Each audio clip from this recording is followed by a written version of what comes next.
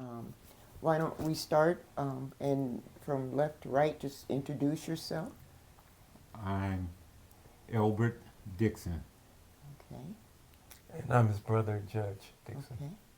I'm their sister, Marilyn Haley.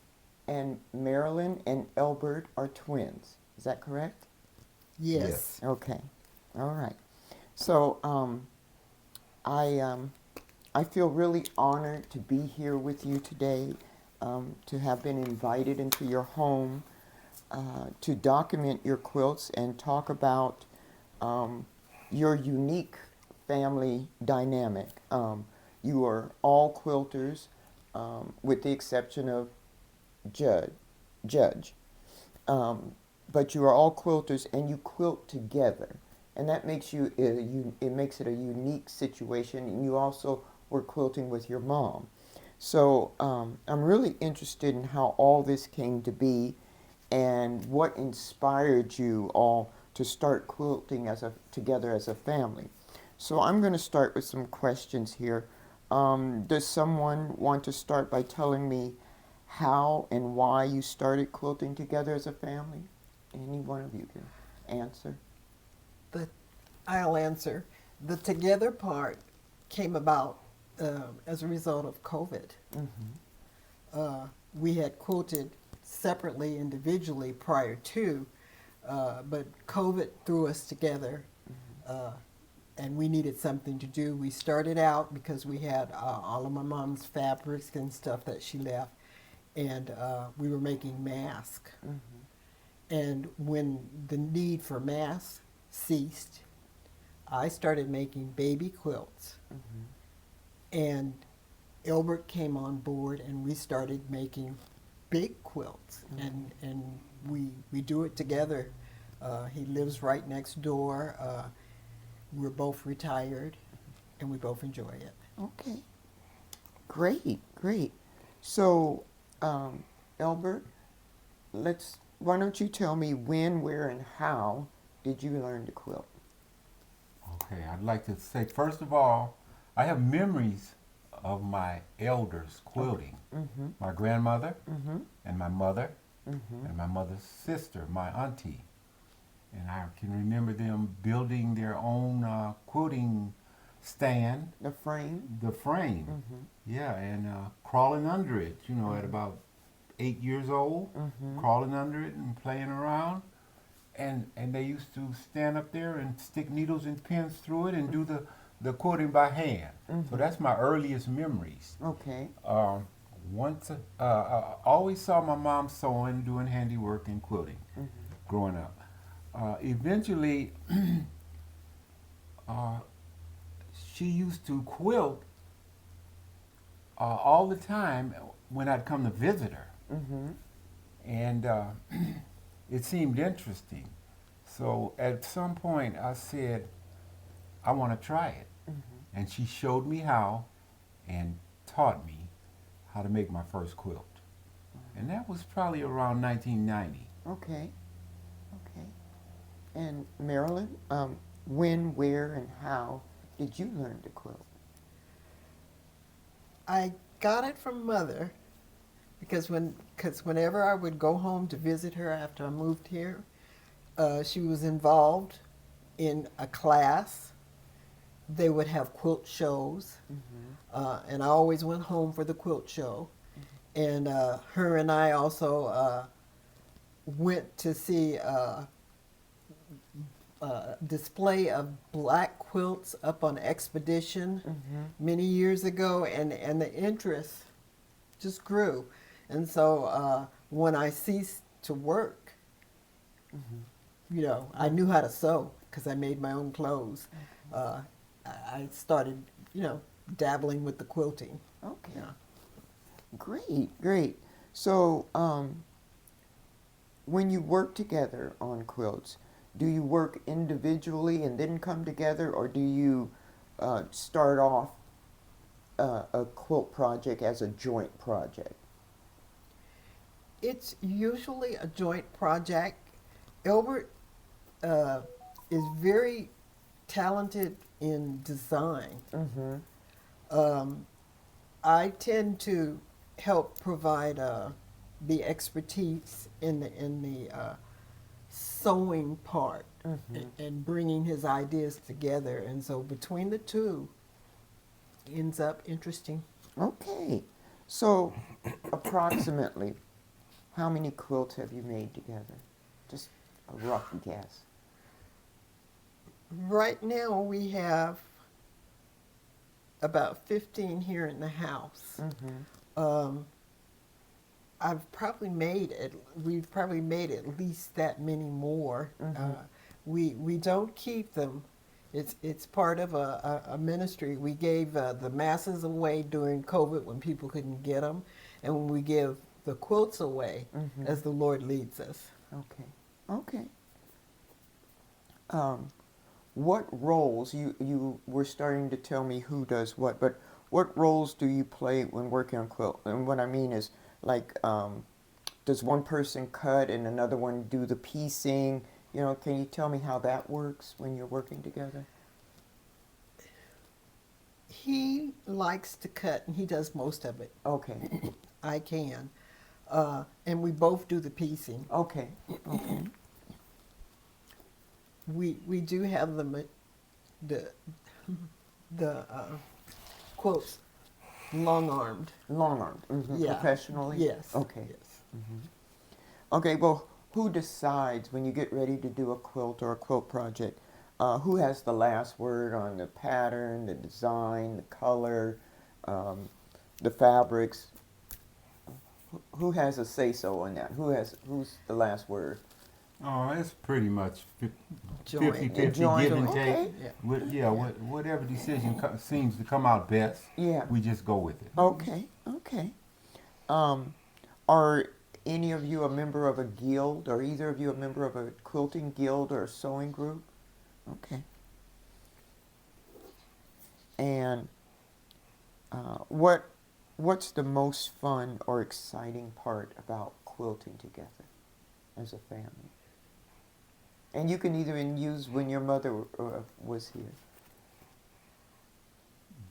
I think it's just spending time together. Spending time together. Yes. Okay.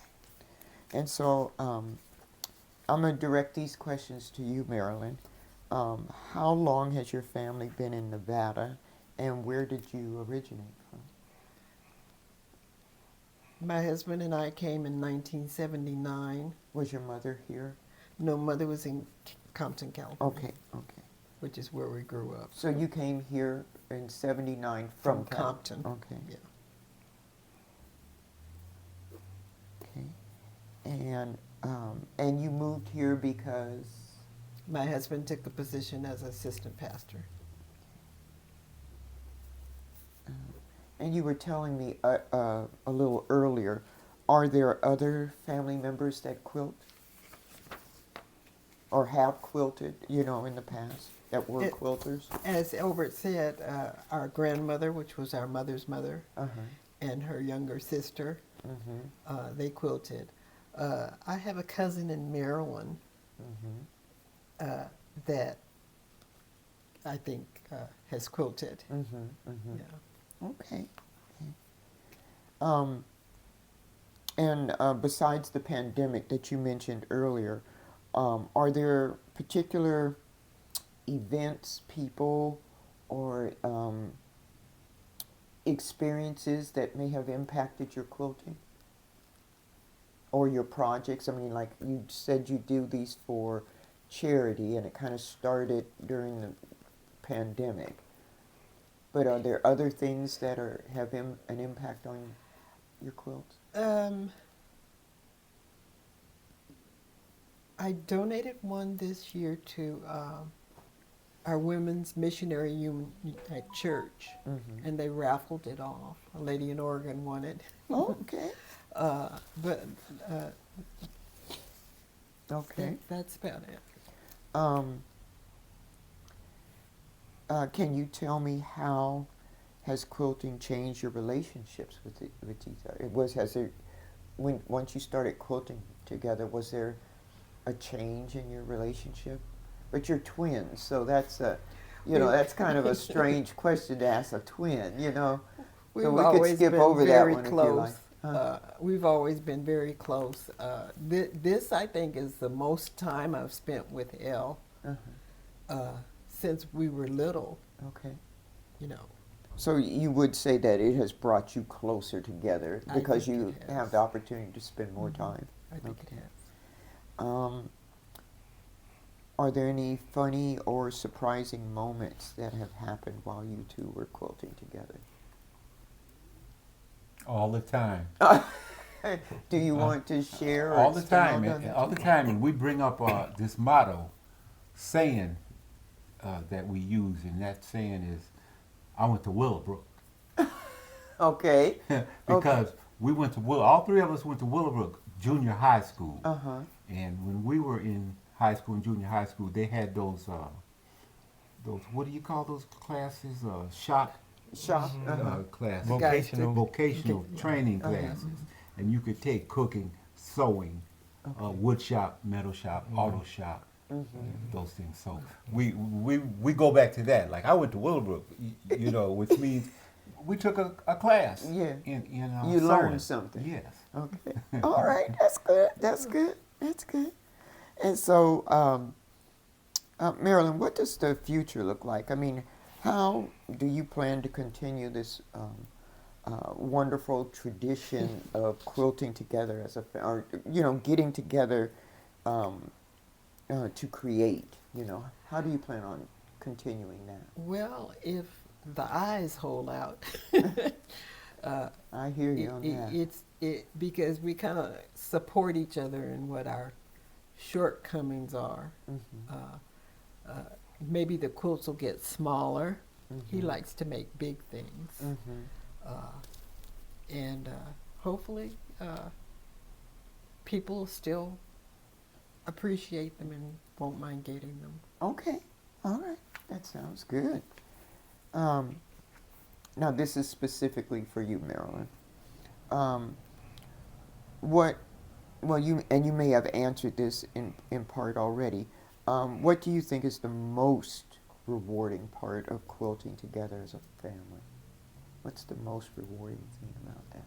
Again, I have to say the time spent together. Okay, that's good. That's good. What are some of the benefits and challenges of quilting together? Are there, the time spent together definitely, but what about the challenges? The one challenge is deciding what you're going to do with that quilt. You know, as the quilt comes along and progresses, it kind of builds I would say a goal of what to do with it. You know, certain colors might be, that's a man's quilt, or that's a young person's quilt. So we kind of have to hash it out. You know, that quilt's got a lot of flowers in it or something. So we kind of have to hash it out and figure out. Unless we start out with the intent, with a purpose. Like that quilt that we did judge was for his birthday, which was in August. So we started months ahead with the intent of that being a birthday present and him being a Raider fan. Okay. So that's pretty much, you know, the big interest that pulls us towards the ending point. Okay. You know. Great. So most of the quilts that we have now, I think Marilyn said about 12, 13 or something.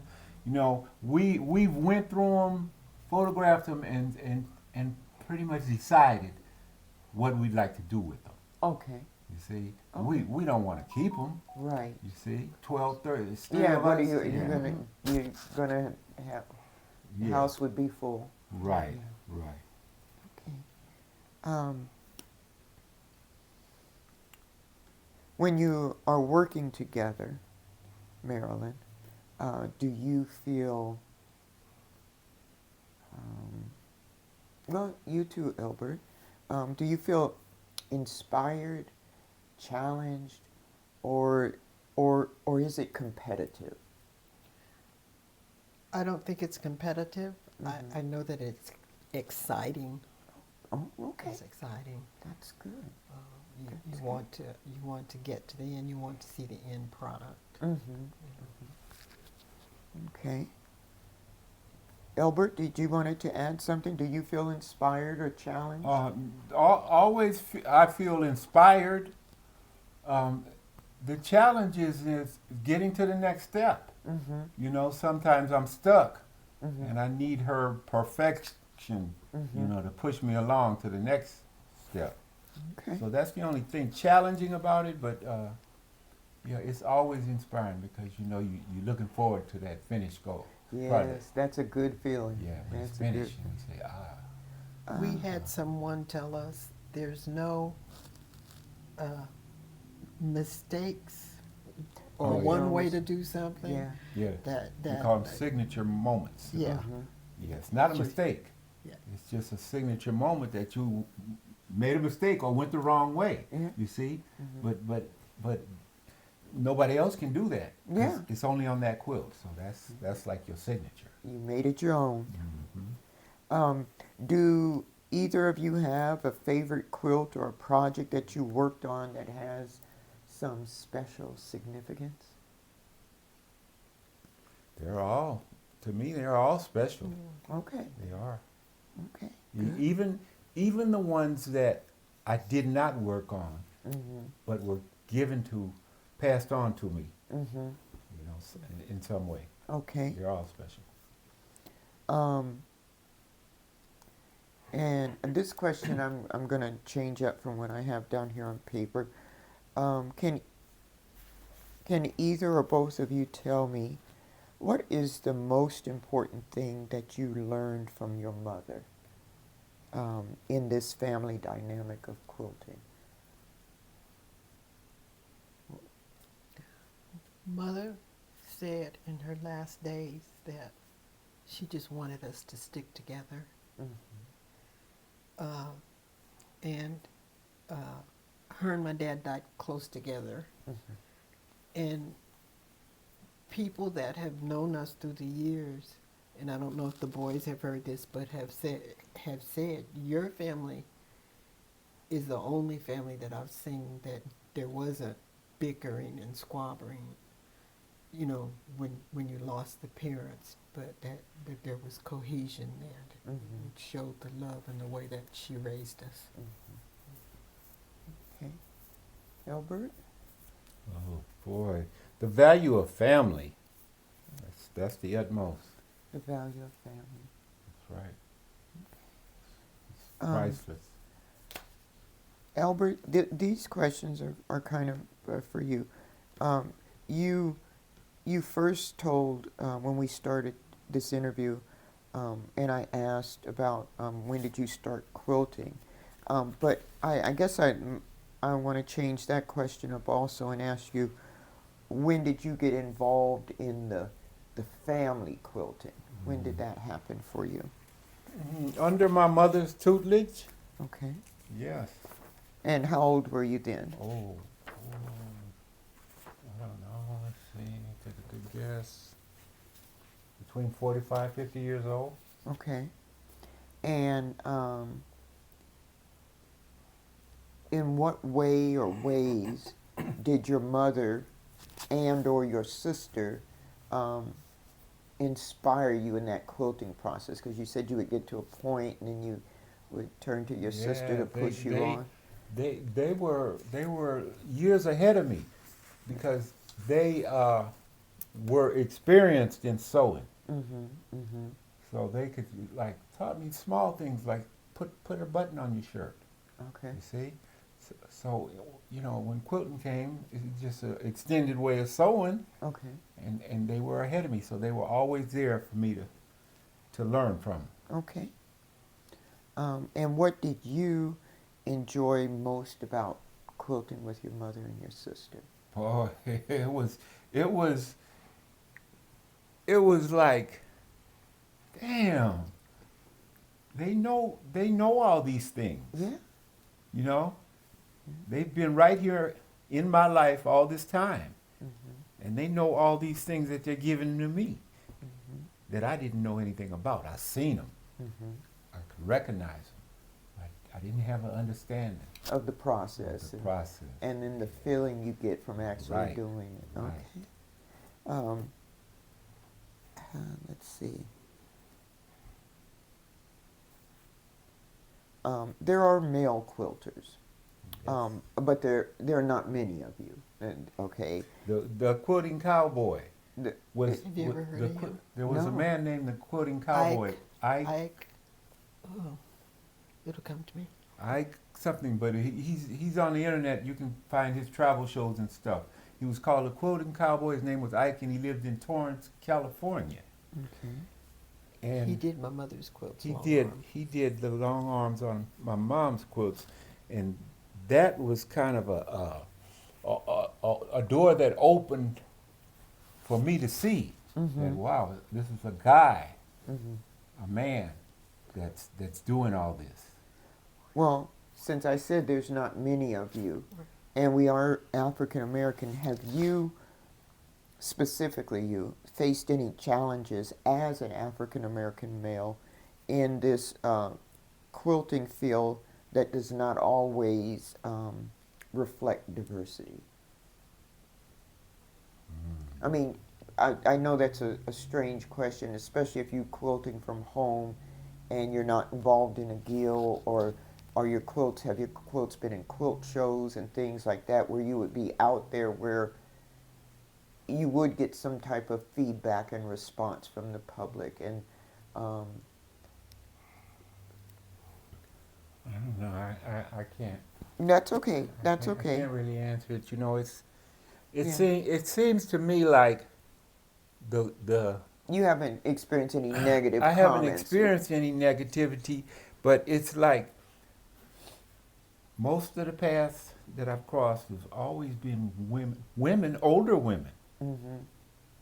Older women, my mom's friends Mm-hmm. that were quilting, and they didn't have a financial goal that they were reaching for, to make these quilts to sell, to make money. They were just sewing to be sewing, Right. to pass time. Okay. But it turned out to be what it was, you know. And here she had a club, you know, and I used to take her to those meetings. The guild. Guild. No, the meeting, they had a Sewing. sewing class at a library called Bill Brew Library in Los Angeles. And I used to take her there, and they had sewing classes. So naturally, she became friends with all the ladies in the sewing classes, and I got to know them. So through that, it was like, it didn't mean that much to me as sewing was concerned. What meant to me was the camaraderie that these women had.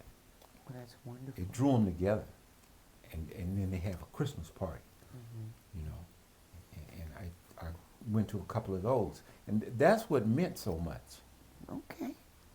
Okay. you know. But then they had their own individual projects that they worked on, and that's when they come together, and I would get to see the prize. Yeah.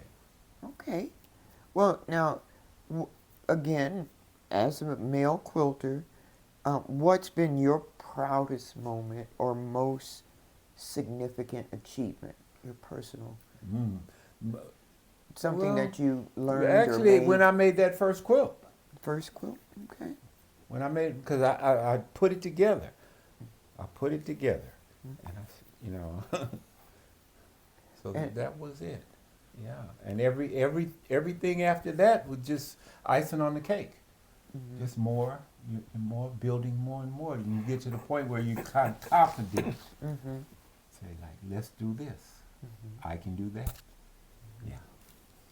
Okay. Well, what advice would you give to African American men who might be looking at quilting or thinking they might be interested? Would you have any bit of advice? If an African American man asked me about quilting, I just try to say something positive. Okay. You know, Yeah. if that's what you want to do, do it. Yeah. Follow your dream. Yeah. Point him in that direction. Good. Good. And you've already told me that all those quilts were special, so I'm not going to ask you, was there a favorite project or quilt? Not unless you can think of something specific, but you've already stated that they were all Yes. special. Well, the one we made Judge together this year Mm-hmm. was our intent. Okay. You know, we got to get this ready by his birthday. When is your birthday, Jeff? No, it was in August. What day? 27th. Okay. Yeah. We're almost near the end, I promise. What are your quilting goals? I mean, what plans do you have going forward? Are you going to continue to be prayerful and make your quilts and try and, give them out or lay them in the hands as you feel led? Or are you going to take this to another level, and are you going to bring people in? I guess I'm asking, are you planning to stay like you are, or do you want to do more than what you're doing now? I think we're at our max now. If, in my mind, if this becomes too much, Mm-hmm. like I said, smaller quilts, or if I have to go back to making baby quilts. Mm-hmm. Yeah. Because as Elbert said, the babies keep coming. This is true. This is true. Is there anything else? Well, before I get to this, Judge, you hadn't. You're not a quilter, but you are the eldest brother of the three, and we've talked about your mother a little bit. Is there anything that you would like to share from your experiences of what you've seen with your mom and with your siblings here? Is there anything that you would like to share concerning quilting and how you feel about these things? My earliest memories, which precedes his, are similar to what he said. Seeing my mother and grandmother and aunts and women that they associated with in her living room with the quilting stands, the frames up, and us crawling underneath the frames, and they quilting, and then they, how they unroll them and roll them as they got through, things like that. And then years later, my mother quilting, on her own, pretty much, and we saw that in Compton, and then going and getting them stitched, taking her to get them stitched and things like that. Those are memories that I had. Also taking her to the quilt shows, where they were. I know one of my high school teachers was also a quilter, and seeing those shows, I'm not the kind of artist that they are, but I can appreciate the effort that went into it, and I appreciate the products and the time that they spent and put into the gift that they gave me, and also the ones that my mother gave me. And I had one that my father gave me, but it's in L.A. too. And so I appreciate the art, the artistry, and the time spent and the care that they put into these. And there's not anything quite like it. Oh, wow. Okay, thank you. Is there anything else that any of you would like to share about your unique dynamic or your mother? Is there anything that I haven't asked? I know I've been all over the place here, but is there anything I haven't asked that you would like to say or share to be included in this recording? Just that we're grateful. It's a blessing from the Lord. Yes, definitely. Well, I want to thank you all, because this has really, truly been a great interview. It really has. This has been a great experience for me also, being here with you all today and being able to share and hear your family stories. Before I shut the camera off, though, I would like to know a little bit more about your mother. What did she do in her life? I mean, was she a homemaker? Was she employed? She was the oldest of 3 children. My dad was military service, and so she was a housewife for until we were about in junior high, and at that point, she was gifted with her hands because when Dad was stationed in Japan, she used to make silk flowers, and when we were home, I remember her making corsages all the time, and so she opened up a flower shop, and so from the time we were in maybe late junior high, she was a florist, and that's what she did until she retired. Okay. Yeah. She also made jewelry and hats. Okay. And then she was a seamstress of sort. She wasn't quite the seamstress that her sister was, who was a professional seamstress and did a lot of really fashionable clothing for people and worked in the garment industry in Los Angeles. But both of them were creative in that sense when it came to sewing and making things that were really pretty. Okay. So, And who were some of the other people in the family that quilted? You said your aunt? yeah, my aunt, my mother's sister, and their mother, Yeah. and her sister, Okay. Aunt Vic. So and your then aunt's name was Leah. Leah. My mother's sister was Leah. Leah Robinson. Robinson, and then The other aunt that I remember was my grandmother's sister. Her name was Victoria. But we called her Aunt Vic. okay. Yeah. Okay.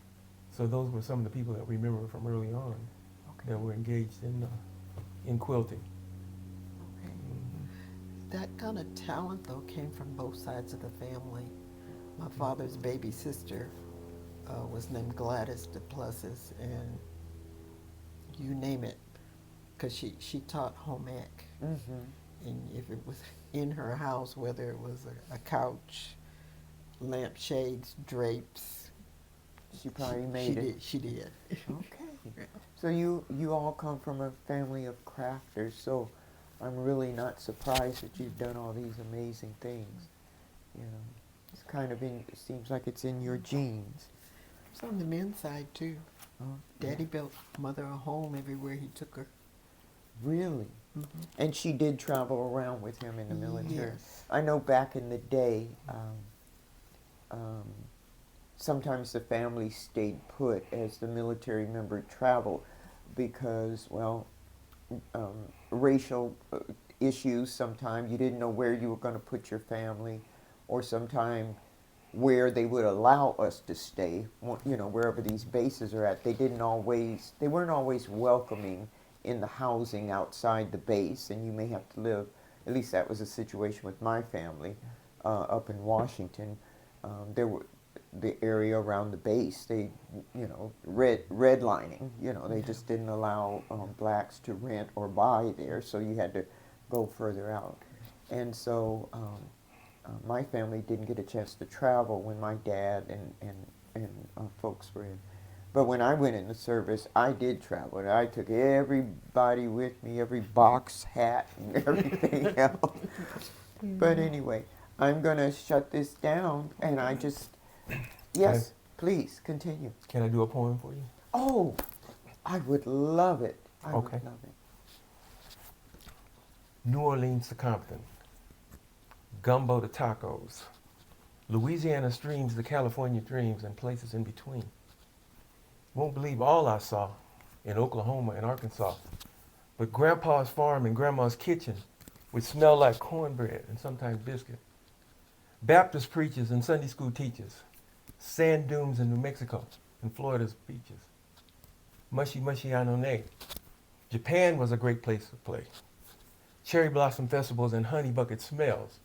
You experience that and you'll have stories to tell.